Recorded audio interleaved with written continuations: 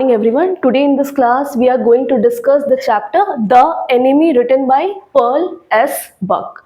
So Pearl S. Buck जो है वो एक अमेरिकन राइटर और नॉवेलिस्ट है जो कि जनरली ऐसी राइटिंग्स लिखते हैं जो देश से रिलेटेड हो, जो पैट्रियटिज्म से रिलेटेड हो, मतलब देशभक्ति से रिलेटेड वो स्टोरीज लिखते हैं। और ये जो स्टोरी है द एनिमी, चैप्टर के टाइटल से ही तुम लोग को समझ में आ रहा हो कि एनिमी का मतलब क्या होता है, दुश्मन। बट कभी कभी हमारी लाइफ में ऐसे सिचुएशंस आते हैं जहाँ पे हमारा सबसे पहला बात है कि हम लोग के दिमाग में एक प्री कंसीव्ड नोशन होता है। प्री कंसीव्ड नोशन मतलब पुरानी धारणा। एक धारणा होता है ना कि हम तय करके रखें कि हाँ ये सिचुएशन है तो ये सिचुएशन में हम यही करेंगे। जैसे अगर तुम्हारा कोई दुश्मन है तो हमारे दिमाग में क्या कंसीव्ड नोशन है कि दुश्मन है तो उनको दुश्मन के जैसा ही ट्रीट करना है। बट कभी कभी ऐसा होता है कि हमारे लाइफ में ऐसा सिचुएशन आता है कि हमारे दुश्मन को हमारी ज़रूरत होती है। और ये सिचुएशन कैसा है कि हमारे दुश्मन को हमारी ही ज़रूरत है, वहाँ पे और कोई नहीं है। तो उस वक्त तुम क्या सोचोगे कि दुश्मन को दुश्मनी निभाओगे उसमें, कि तुम सोचोगे कि नहीं, हमारा जो प्री कंसीव्ड नोशन है, हमारा जो रूढ़िवादी सोच है, क्योंकि उसने मेरे साथ गलत किया तो मैं भी अब उसका साथ नहीं दूंगा, इससे हटकर कुछ करोगे। इसलिए इस चैप्टर का जो थीम है ह्यूमैनिटी इज अबव ऑल। तो चैप्टर से हल्का बहुत तुम लोगों को क्लू मिला होगा कि एक दुश्मन है और जो जिससे उसकी दुश्मनी हुई है उसके साथ ऐसा सिचुएशन आता है कि उसको अपनी दुश्मनी निभानी है या उसको दुश्मनी से हटकर, क्योंकि मानवता सबसे बड़ा, एक क्या बोल सकते हैं, सबसे बड़ा फैक्टर होता है हमारे लाइफ में। हम लोग कोशिश करते हैं कि जितना ह्यूमन हो पाए।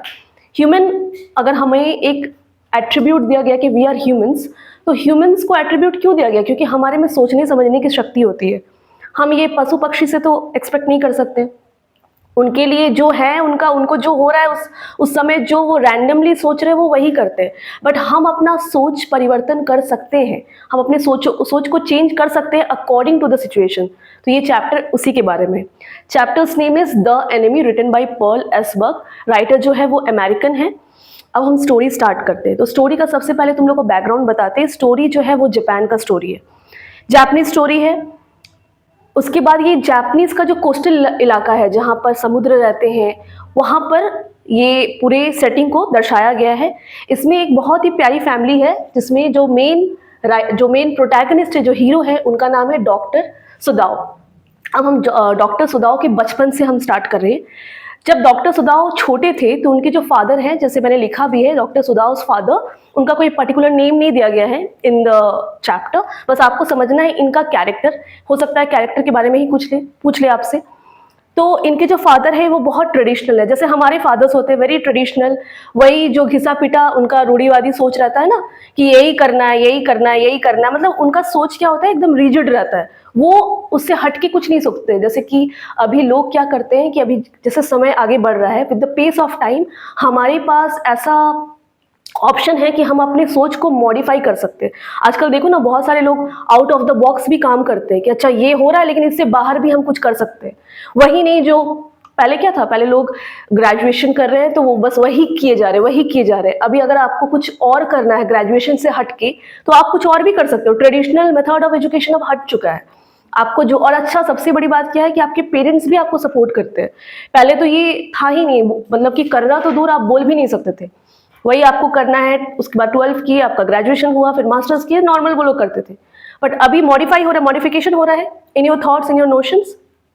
तो इनके जो फादर थे वैसे नहीं थे। इनके फादर के सोच में यही था कि मेरा बच्चा जो है वो बाहर जाके पढ़ेगा लेकिन बाहर कंट्री के लिए सर्व नहीं करेगा। हमारे पास अभी ऐसा चॉइस है ना कि हम पढ़ते हैं, बाहर जाके पढ़े, अगर हमको वहां पर जॉब अच्छा मिलता है तो हम क्यों वापस आए, ऐसा सोच है कि नहीं। और हमारे फादर मदर को ऐसा कोई प्रॉब्लम भी नहीं है कि नहीं तुम इस कंट्री में हो तो तुमको इसी कंट्री को सर्व करना है। बट इनके फादर बहुत बड़े पैट्रियोटिक थे, बहुत बड़े, मतलब कि देशभक्त। क्योंकि वो जापान से थे तो वो उनको जापान में उतना सुविधा नहीं था। हालांकि आज बहुत सुविधा है, लेकिन उससे भी ज़्यादा डेवलप कंट्री तुम लोग जानते हो अमेरिका है, वो हम लोग जानते हैं। तो वो अपने बच्चे को भेजते हैं अमेरिका पढ़ने के लिए, मेडिसिन मतलब कि मेडिकल पढ़ने के लिए भेजते हैं। और वो चाहते हैं कि उनका बेटा बहुत बड़ा सर्जन बने और साइंटिस्ट का भी, अगर वो साइंटिस्ट के भी लाइन में अगर जाना चाहे, अगर वो कुछ शोध करना चाहे, कोई रिसर्च वर्क करना चाहे, तो वो करे। तो इसके लिए वो उसको बहुत पढ़ाते हैं और डॉक्टर सुदाव कभी कभी बहुत परेशान भी हो जाते थे, क्योंकि यहाँ पे मैंने एक चीज़ लिखा है, हु डजंट जोक। तो यहाँ पे इसलिए क्योंकि वो कोई भी बच्चे से, जैसे कभी कभी हमारे मम्मी पापा हमारे लिए फ़नी बात करते हैं कि नहीं, ताकि हमारा मूड थोड़ा सा सेटल हो जाए कि अरे पढ़ के आया, कोई बात नहीं, थोड़ा सा हंसा देते हैं। बट इनके फादर 1 मिनट भी इनको कोई भी ऐसा कोई फ़नी बात रखते ही नहीं थे। इनके दिमाग में हमेशा ये चलते रहता था कि इसको अगर इतना छूट देंगे तो इतने टाइम में भी ये बस हंसते खेलते रह जाएगा। तो वो हमेशा उनको बोलते थे कि तुम जाओ और जाके पढ़ो, और एक्स्ट्रा कोई बात नहीं करते थे। तो इस तरह से डॉक्टर सुदाव का कंडीशनिंग होता है और वो उसको एक्सेप्ट भी कर लेते हैं। अब आपका घर का जैसा एम्बियंस रहेगा, you will have to accept it. वो ऐसा एक्सेप्ट करते हैं। उसके बाद वो बड़े होते हैं। बड़े होने के बाद उनके फादर उनको अमेरिका भेजते हैं पढ़ने के लिए। पढ़ाई वढ़ाई करते हैं और पढ़ाई वढ़ाई करने के बाद उनको बहुत अच्छा नंबर आता है। अब जिसके घर में ही कंडीशनिंग छोटे से हुआ है कि आपको फर्स्ट आना है, आपको फर्स्ट आना है, आपको बचपन से ही बता दिया गया है कि आपको मेडिसिन की पढ़ाई करनी है, आपको सर्जन बनना है, क्योंकि मैं भी वही था, तो फिर आपके पास अदर चांस है, कोई ऑल्टरनेटिव ही नहीं है। वहाँ पढ़ाई तो करते हैं, लेकिन पढ़ाई करने के साथ साथ एक लड़की रहती है हैना, ठीक है, वो भी उनके साथ पढ़ाई कर रही होती है और वो उनको बहुत पसंद करते हैं। अब उनके पास एक डिलेमा है कि वो पसंद तो करते हैं, लेकिन वो सोचते हैं कि नहीं, पहले पता करना होगा कि ये जापानीज है कि नहीं, क्योंकि अमेरिकन निकली तो घर में इसको ला नहीं सकते। तो वो उसको पसंद भी करते हैं, पढ़ाई भी करते हैं और पता लगाते हैं कि ये कहाँ से है।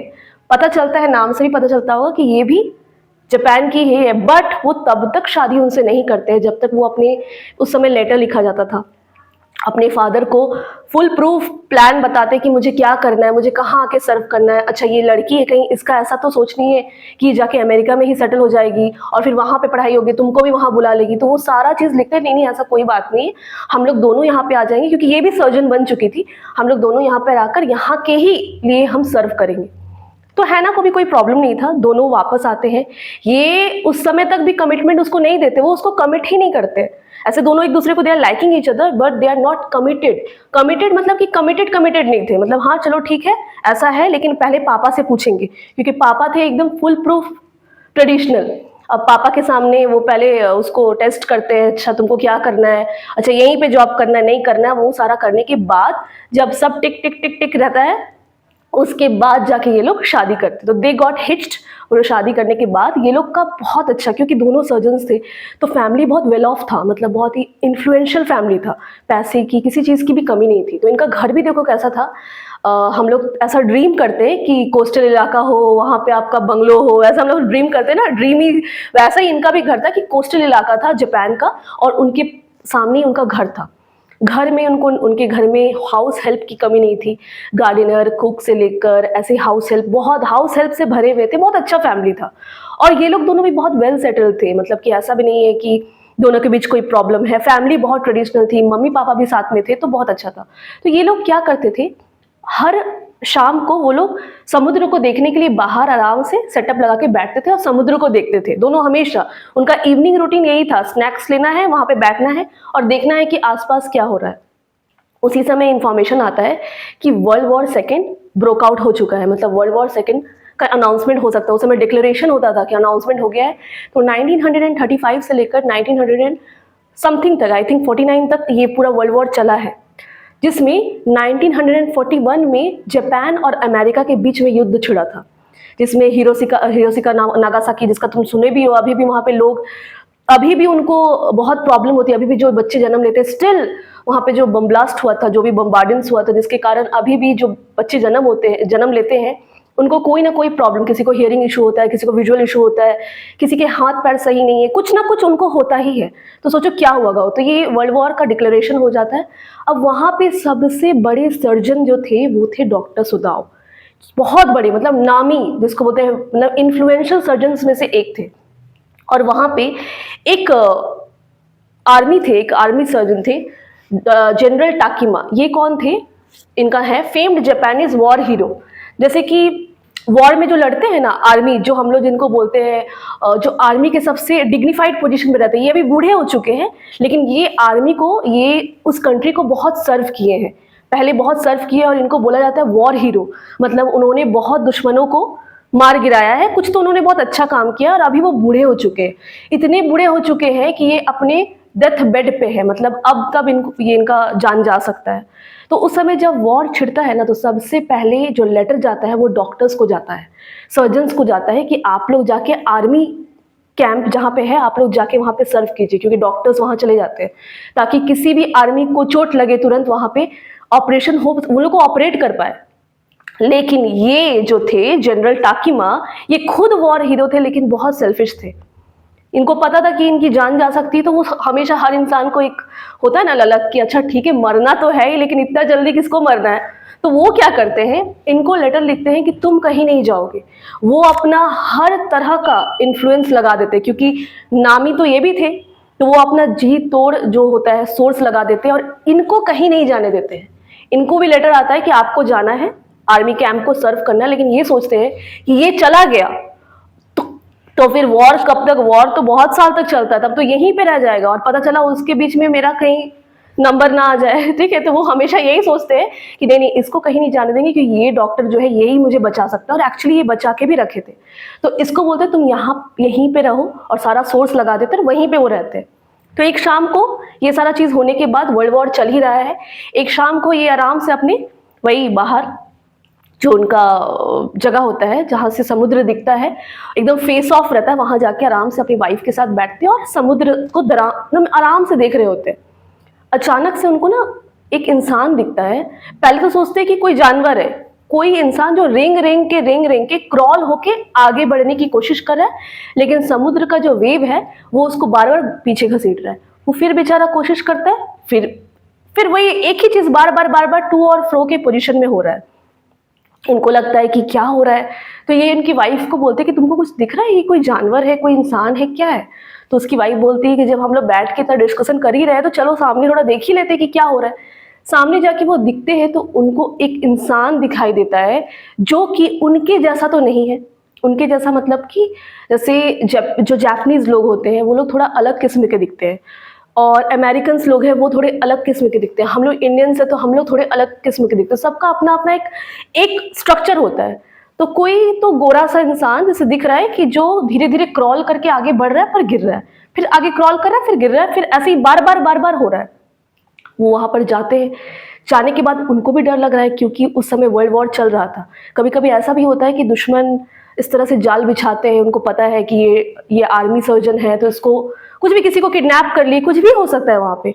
तो वो लोग पीछे ही हटे रहते हैं, लेकिन फिर आगे आगे भी देखने की कोशिश करें कि ये है कौन। थोड़ा आगे बढ़ते हैं, आगे बढ़ने के बाद वो अब फाइनली देख पा रहे हैं कि एक पूरा इंसान है जो कि चोट खाया हुआ है, जिसको गोली लगी हुई है, और वो फिर वहां पर लहूलुहान पड़ा हुआ है, और उसको इतनी चोट लगी हुई है, उसके बैक पे बुलेट लगी हुई रहती है कि खून निकले जा रहा है, निकले जा रहा है। हो सकता है कि समुद्र के पास आप वहाँ पे देखना बहुत ही स्ट्रक्चर्ड रॉक्स रहते हैं, मतलब नुकीले रॉक्स। हो सकता है कि उसका जो चोट जहाँ पे लगा हुआ है नुकीले रॉक से, और वो होता है ना कि वुंड, घाव, इंसान घाव को भरता है ना, तो उसका घाव और ज़्यादा एक्टिव हो चुका है। तो उनको बहुत डर भी लगता है कि ये क्या हो गया अचानक से, ये कौन इंसान है। तो फिर भी वो कैसे कैसे, उनके अंदर में तो एक है ना, एक ह्यूमन है, प्लस वो लोग डॉक्टर्स हैं, तो उनको लगता है नहीं नहीं देखते ये है कौन। तो वो उसको घसीटते हैं हैना की मदद से। घसीटने के बाद लेके उनको अपने घर तक ले आते हैं, जहाँ पे उनका घर था। घर तक ले आने के बाद वो उसको सीधा करते हैं, है ना, पहले तो उल्टा ही था, वो पेट के बल लेटा हुआ था, वो सीधा करते। सीधा करने के बाद तो अब तो क्रिस्टल क्लियर है, क्योंकि जो अमेरिकन हैं उनका कद काठी से ही आपको पता चल जाएगा कि दे आर अमेरिकन्स। थोड़ा सा और श्योरिटी उनको तब मिलता है जब उनका एक कैप रहता है जो आर्मीज जनरली वेयर करते हैं, वहां पर उनमें लिखा रहता है यूएस नेवी। यहाँ तक यूएस नेवी लिखा हुआ है, यहाँ तक समझ में आ रहा है कि ये पक्का कोई वॉर ऑफ प्रिजनर है। वही POW, वॉर ऑफ प्रिजनर उसको बोलते हैं जो अपनी कंट्री के लिए फाइट करते हैं, लेकिन गलती से कभी कभी क्या होता है कि वो दूसरे कंट्री में जाके फंस जाते हैं, और फंसने के बाद या तो उनको मार दिया जाता है, या तो फिर दूसरे कंट्री को बोला जाता है कि अच्छा तुम अपने लोग को अगर बचाना चाहते हो तो ये करो वो करो। तुम लोग देखे भी होंगे बहुत, हमारे कंट्री या किसी और कंट्री में हमारे जो आर्मीज होते हैं वो दूसरे कंट्री में जब फंस जाते हैं तो वो लोग बोलते हैं कि अच्छा ये पासवर्ड दो, ये बताओ वो बताओ, तब जाके हम छोड़ेंगे, या फिर उनको मार देते हैं। यही होता ही है। तो यही है वॉर ऑफ प्रिजनर। वो एक आर्मी थी, आर्मी मैन थे ये जो था, तो यूएस नेवी, इनका नाम टॉम है। ये ऐसा कोई आदमी नहीं है, ये आर्मी में ऐसा कोई सिंपल आदमी नहीं है, ये आर्मी में काम करते हैं अमेरिका के लिए, लेकिन ये जापान में आके फंस गए हैं और हो सकता है कि वो उनको कैद किया गया होगा, वहां से वो निकल कर भाग के आए होंगे, बुलेट लगा होगा और समुद्र में इनको फेंक दिया गया होगा। सबको लगा होगा कि समुद्र में फेंक दिया गया तो ये मर ही जाएंगे, बट फॉर्चुनेटली ये बचे हुए। अब ये देख के तो दोनों का सिट्टी पिट्टी गुम, क्योंकि वॉर चल रहा है। अब यहीं पे ये डिलेमा आता है, वॉर चल रहा है, वो लोग है जापानीज और ये है कौन, अमेरिकन, और वो बहुत ही भयानक वॉर था। जो वॉर स्टार्ट हुआ था 1941 में अमेरिका और जापान के बीच में, क्योंकि वो वॉर का जो भी तुम लोग आर्टिकल्स वगैरह में पढ़ना या फिर नॉर्मल भी तुम लोग अगर सर्च करके देखना, वो वॉर बहुत भयानक हुआ था। और अगर वहाँ पर इतना ज़्यादा डिक्लेरेशन हो गया था कि अगर आपको कोई भी अमेरिकन सोल्जर दिख रहा है, अमेरिकन प्रिजनर ऑफ वॉर दिख रहा है, तो आप उनको वहीं पे शूट कर दे। ये भी नहीं कि आपको पुलिस स्टेशन लेके आना, आप मार दे वहां पे, वहां ऐसा रूल था तब। अभी हमारे यहाँ पे क्या होता है, हमें अगर ऐसा कोई इंसान मिलता है तो हम लोग पहले पुलिस को इन्फॉर्म करते हैं ना। उस समय ऐसा कोई सिस्टम नहीं था, आपको मिला है आप वहां शूट कर दीजिए। ऐसे लोग करते भी है, मार देते हैं, अभी भी होता है, लेकिन अभी फिर भी लोगों को लगता है नहीं आपको अभी हक नहीं है मारने का, अभी आप ऐसे शूट नहीं कर सकते हो, आपको पुलिस के पास जाना होगा, फिर पुलिस उसको हैंड ओवर करेगी, उसके बाद आगे का प्रोसेस चलेगा। बट दैट टाइम एक पूरा अल्टीमेटम निकला था कि जहां आपको अमेरिकन सोल्जर दिख रहा है, या फिर अमेरिका में ये हुआ था सेम वाइस वर्सा, कि अगर आपको कोई जापानीज सोल्जर दिख रहा है जो कि गलती से वहां पहुंच गया या जो भी हुआ है, आप उसको उसी वक्त शूट कर दे, आप पर कोई केस नहीं होगा। अब वो लोग दोनों ठहरे डॉक्टर्स, डॉक्टर के अंदर एक आता है, एक उनके अंदर एक अलग तरह का इमोशन रहता है कि एक इंसान जिसका पूरा जो बॉडी है वो बुलेट से भरा हुआ है, जहाँ पर बैक में बहुत ज़्यादा चोट लगी है, उनके पास ऑपरेशन की सारी चीज़ें हैं, सारी इक्विपमेंट्स है, और वो क्या करें, उनको शूट करें या उनको बचाए।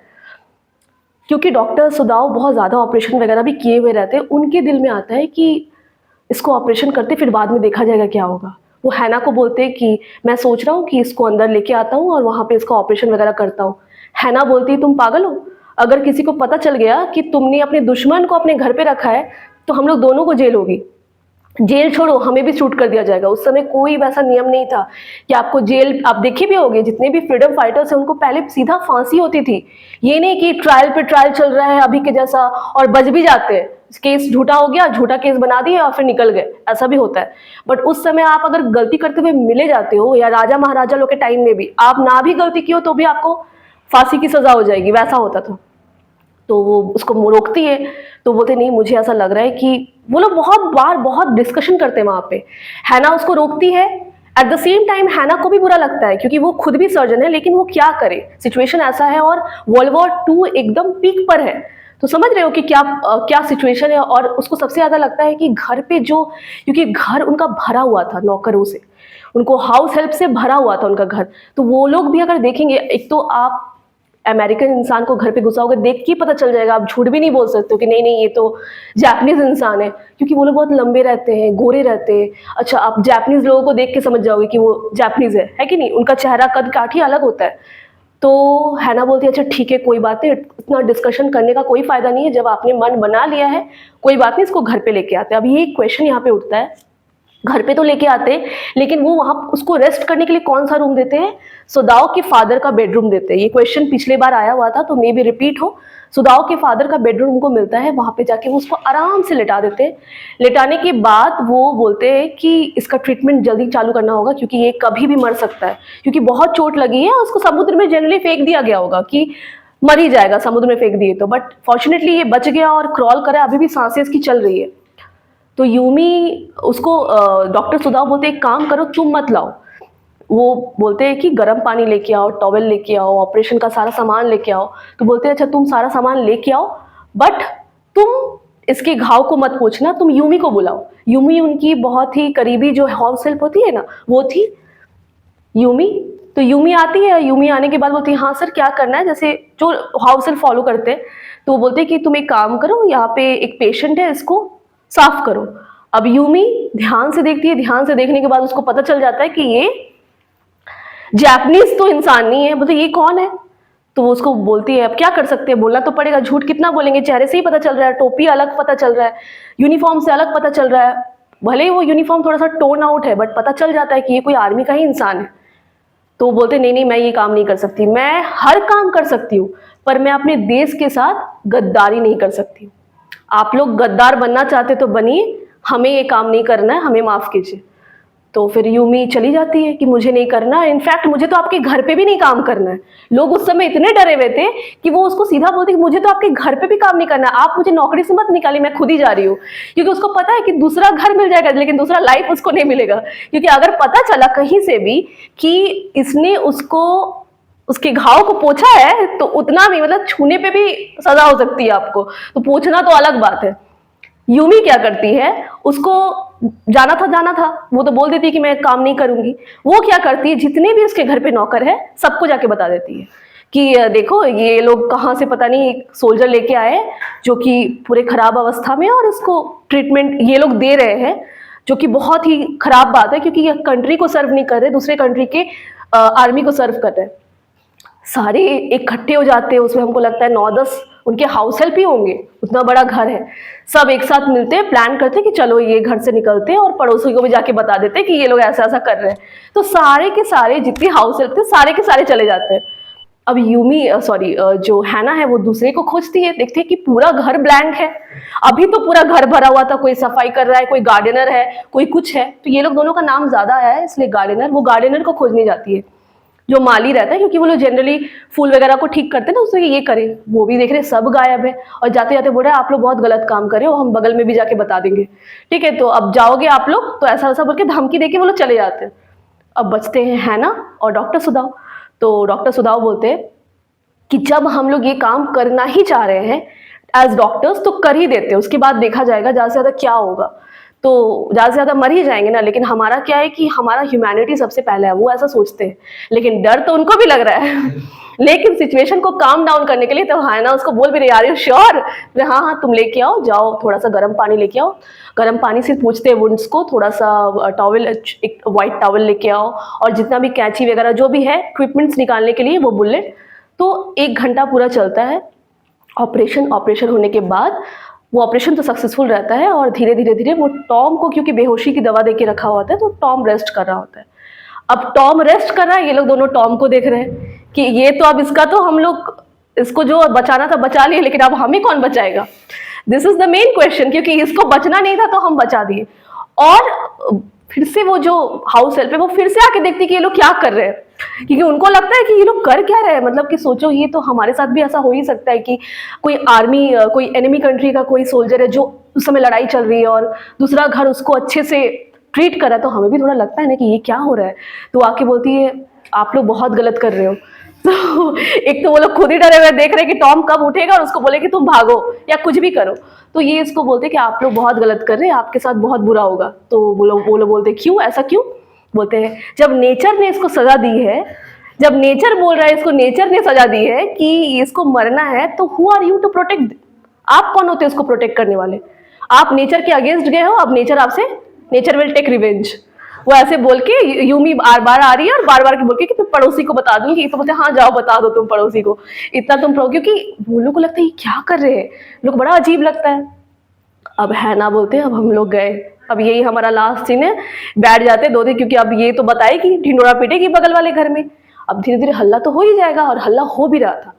तो वो अब दिमाग लगाते कि क्या करे क्या करे। तब तक धीरे धीरे धीरे धीरे टॉम जो है वो कॉन्शियस स्टेट पे आता है। आने के बाद वो टॉम बैठता है, बैठने के बाद थोड़ा थोड़ा वो हल्का हल्का बात कर रहा होता है। 1 दिन जा रहा है, 2 दिन जा रहा है, जितना दिन जा रहा है वो लोग दोनों उतने बड़े घर में अकेले, और यूमी तो आ ही रही है भड़काने के लिए कि आप लोग नेचर के अगेंस्ट काम किए हो, नेचर मारना चाह रहा है, आप कौन हो? क्योंकि नेचर खुद इसको मारना चाह रहा है, आप आके इसको बचा रहे हो। तो वो एवरीडे आके वो तो तंग कर ही रही है, ये लोग खुद भी तंग है। ये लोग दिमाग भी लगा रहे हैं कि क्या करे, अब इसके साथ क्या करे। वो लोग बोलते काम करते इसको मार देते हैं। तो ये कैसा है कि इसको अभी बचाए, इसको मारेंगे, इतना मेहनत करके हम लोग ऑपरेशन किए। हैना बोलती काम करते इसको मार देते, क्योंकि अगर इसको नहीं मारेंगे, देखो बचाना तो हम बचा लिए, तो भगवान हमको अच्छा से, जो भी गॉड है वो हमें इसके लिए देंगे कि हाँ चलो इसने बचाया है, लेकिन अब हमें देश के लिए भी करना चाहिए, और अब मार देते हैं इसको। तो बोलते ये कुछ नहीं होता, ये कौन सा सिचुएशन होता है कि तुम पहले बचा रहे हो फिर मार रहे हो, ऐसा कुछ नहीं होता, कुछ अलग करना होगा। बहुत बोलते कि चलो उसको धक्का मार के फिर से गिरा देते हैं, कुछ करते हैं, ऐसा ऐसा कुछ कुछ उसके दिमाग में आ रहा होता है, कुछ कुछ सोच रहे हो लोग क्या करें इसके साथ। अब टॉम भी धीरे धीरे ठीक हो रहा है, टॉम बहुत आराम से खातिरदारी ले भी रहा है, ये ला ला के उसको फ्रूट्स दे रही है। अब टॉम बिंग टॉम वो ऐसे ही बाहर से आया हुआ है, तो वो आराम से उसे बात करने की कोशिश करता है। वो धीरे धीरे ऐसे तो एंड में वो जाके अपना नाम रिवील करता है, बट धीरे धीरे वो आराम से वहां पे ही हो रहा है। तो वो बोलता है थैंक यू वेरी मच, बात भी कर रहा है कि मेरा नाम टॉम है और मैं अमेरिका से हूँ, मैं लड़ाई कर रहा था और आपकी कंट्री के सोल्जर्स ने मुझे यहाँ पर कैद कर लिया था और मुझे गोली मारा उन्होंने और मुझे समुद्र में फेंक दिया। तो उनको लगा कि मैं मर जाऊंगा, बट मैं फॉर्चुनेटली बच गया और सबसे बड़ी बात है कि आपने मुझे बचा लिया। तो वो उसको थैंक करता है, लेकिन वो सोच रहा है कि तुम्हारे थैंक करने से क्या होगा, तुम तो बच गए, अब हमारा क्या होगा। वो दिमाग लगाता है क्या करे क्या करे, तो उसके दिमाग में आता है एक इंसान जो है जनरल टाकीमा। अब जनरल टाकीमा जो है वो सबसे पहले आपको बता दें कि वो बहुत बूढ़े हो चुके हैं और उनका मरना 1-2 दिन में तय है। वो मरते हैं फिर बच जा रहे, मर रहे बच रहे, इसलिए तो ये इसको जाने नहीं दिया और ये बहुत सेल्फिश है। तो वो जान रहे हैं कि कोई बचाए या ना बचाए, जनरल टाकीमा तो मुझे जेल में नहीं जाने देगा, क्योंकि उसको लाइफ बहुत प्यारा है और उसको हम उससे भी प्यारे हैं, क्योंकि उसको लग रहा है कि यही मुझे बचा सकता है। तो वो जनरल टाकीमा के पास जाता है और जनरल टाकीमा को जाके सारा बात बताता है कि सर ऐसी ऐसी बात हुई है और मैंने और हैना ने बचाया है, और हमारे जितने भी वो थे, क्या बोलते हैं उनको, हाउस हेल्प थे, वो भी जाके बार बार बता रहे हैं सबको, पता नहीं आगे क्या होगा। तो वो बोलते हैं कि तुम टेंशन मत लो, मेरे पास ऐसे पर्सनल बहुत सारे असैसिन्स हैं। असैसिन्स मतलब जो पैसे से काम करते हैं, किसी का मर्डर करते हैं, किसी को मार देते हैं, गुंडे होते हैं, मतलब कि फुल प्रूफ वो वाले गुंडे होते हैं जो पैसे से कोई भी काम कर सकते हैं। जनरली उनका काम मारना ही होता है, मर्डर करते हैं वो। तो मेरे पास पर्सनल बहुत सारे असैसिन्स हैं, तो मैं तुम्हारे घर पे भेजूंगा।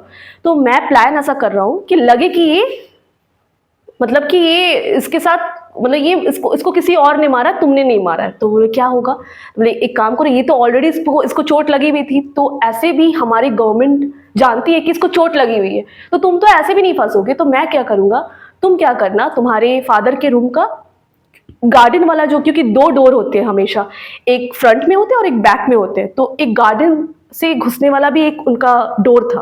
तो बोले कि मैं असैसिन्स भेजूंगा और असैसिन्स आएंगे और इसका काम तमाम करके चले जाएंगे और उनको फेंक देंगे, तुम किसी को पता भी नहीं चलेगा और तुम बच भी जाओगे। पहले तो वो सोचता है क्या करे, वो सोचता है नहीं, यही easy way of escaping this problem, इस प्रॉब्लम से बचने का यही एक तरीका है। वो वेट करते हैं, रात में उसको आराम से सुला उला देते, जल्दी उस दिन वो लोग सो जाते कि और शक ना हो कि कोई आने वाला है। रात भर दोनों तो जगे हुए हैं, हैना और डॉक्टर सुदाओ की आज आया। उस दिन तो नहीं आता कोई गुंडा, फिर दूसरे दिन कोई वेट करते, दूसरा दिन भी नहीं आता, तीसरा दिन हो जाता, तीसरा दिन भी नहीं होता।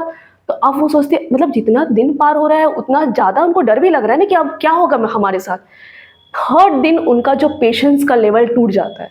अब उनको लगता है नहीं, अब मुझे ही कुछ करना होगा, क्योंकि ऐसे तो कुछ नहीं होने वाला, ये सर बोले थे पता नहीं असैसिन्स आए कि नहीं, क्योंकि उनको हर रात लग रहा है कि ये अब गया और दूसरे दिन वो आराम से टहल रहा है बाहर गार्डन इलाके में, फिर दूसरा दिन उसको यही लगता है, तीसरा दिन वही लगता है, तो ये तो ऐसे ही ये आराम से घूम भी रहा है। तो ये भी बहुत बड़ा चीज हो गया उनके लिए, क्योंकि बाहर अगर चला गया तो सबको पता चल जाएगा, एनीवे पता चल ही गया है। तो वो सोचता है कि चलो कोई बात नहीं, वो हैना को भी नहीं बताता है। वो क्या सोचता है कि मैं एक काम करता हूँ, देखता हूँ कि ये काम सफल होता है कि नहीं। वो ट्रायल लेता है कि मैं इसको भगा देता हूँ, अगर कोई पूछेगा भी तो सबको मैं यही बताऊंगा कि ये भाग गया। तो वो क्या करता है, वो इसीलिए यहाँ पे एक थीम आता है, ह्यूमैनिटी इज अबव ऑल, कि आप कुछ भी करो, क्योंकि ये उसका दुश्मन था। वो चाहे तो उसके पास भी जो भी सर्जन्स वगैरह, जो भी इतने इन्फ्लुएंशियल पीपल रहते हैं ना, उनके पास वेपन्स होते हैं, वो चाहे तो उसको शूट कर सकता था, वो चाहे तो उसके भी असैसिन्स थे वो मंगवा के उसको मार सकता था, पर उसको लगा कि कोई बात नहीं, देखते इसको करके, अगर ये हो जाता है और अगर मैं पकड़ा जाता तो मैं सरेंडर कर दूंगा। वो इतना भी सोच लिया रहता है। वो क्या करता है, वो उस आदमी को बोलता है कि देखो तुम्हारा अब ज्यादा दिन तक यहाँ रहना ठीक नहीं होगा। तो बोलते हैं हाँ वो मैं तो जान रहा हूँ, लेकिन जान रहा तो इसके लिए कुछ तो करना होगा, तो एक काम करो तुम भाग जाओ। तो कैसे भागे, तो वो आधी रात में शिप, क्योंकि ये लोग शिप बोट आराम से मंगवा ही सकते हैं, ऑलरेडी इन्फ्लुएंशियल फैमिली से तो था ही, उसके लिए वो खाना कपड़ा जितना भी एक इंसान को दूसरे जगह जाने के लिए लगता है वो सारा अरेंज करता है। एक टॉर्च भी अरेंज करता है, वो टॉर्च तुम लोग जानोगे जिसका जो रे रहता है वो बहुत दूर तक जाता है। तुम लोग देखना ना, पहले कैरेबियन नाइट्स और पायरेट्स वगैरह लोग रखते थे अपने, जो समुद्री डाकू है वो बहुत दूर तक वो लाइट जाता है उसका। वो लाइट वगैरह सारा चीज जुगाड़ करके, सारा चीज करके उसको उस बोट में बैठा देता है और बोलता है कि टाटा बाय बाय, अब तुम यहाँ से निकलो। वो किसी को नहीं बताता, वो हैना को नहीं बताता, क्योंकि वो आधी रात को ये करता है। वो सोचता है कि हैना को बताएंगे हैना डर जाएगी, हैना को लगे, क्योंकि एक तो वो लोग खुद डरे हुए हैं कि फिर से कुछ प्रॉब्लम होगा, फिर से कुछ प्रॉब्लम होगा।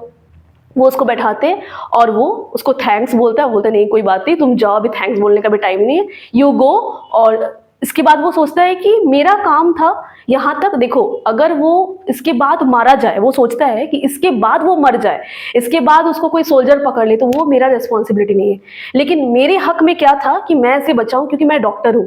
डॉक्टर का काम जीवन लेना नहीं होता है, जीवन देना होता है। तो मेरा काम ही है to serve, I am train to serve people. और ये नहीं है कि I am train to kill people, जैसे कि कोई भी इंसान हो, चाहे वो दुश्मन हो या कोई भी हो। वो चला जाता है और बहुत सेफली चला जाता है। मे बी वो बताया नहीं गया इस चैप्टर में कि वो कहाँ चला जाता है, बट वो चला जाता है। अब वो घर रिटर्न आता है, रिटर्न आने के बाद वो हैना को क्या बताता है कि वो भाग गया। वो ये नहीं बताते कि उसने उसको भगाया है।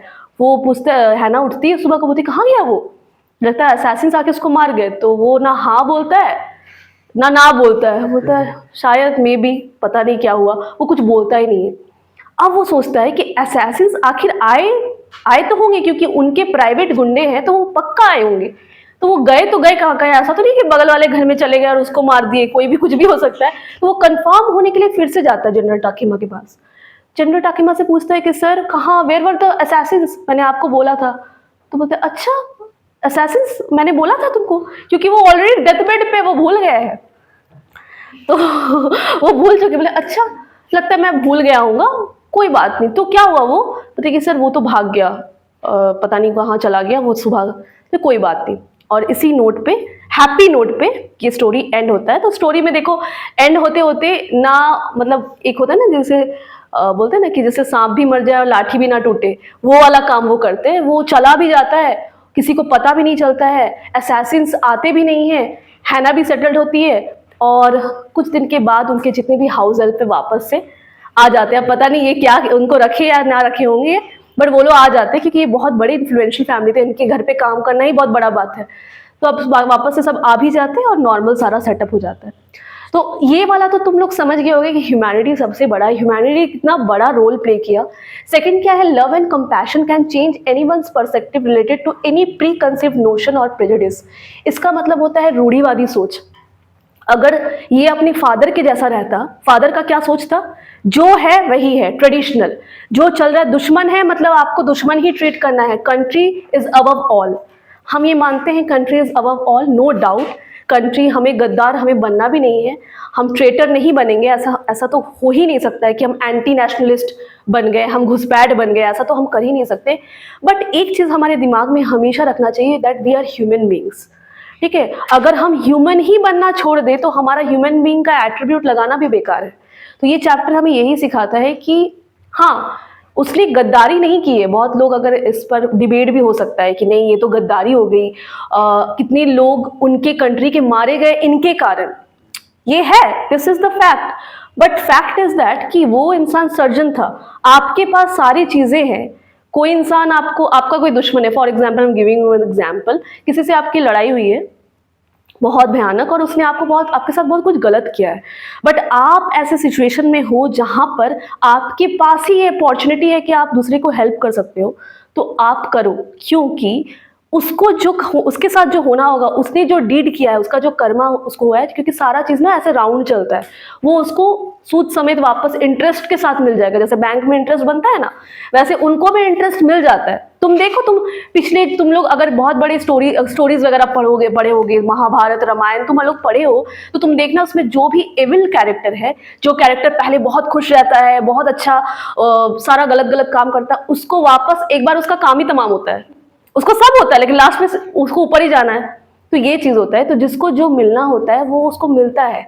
आप सोचोगे कि आप पनिशमेंट दोगे तो फिर वो गलत चीज है। आपसे गॉड कभी पनिशमेंट नहीं ले आएगा, गॉड जो उसको पनिशमेंट देंगे, ऐसा मेरा पर्सपेक्टिव है।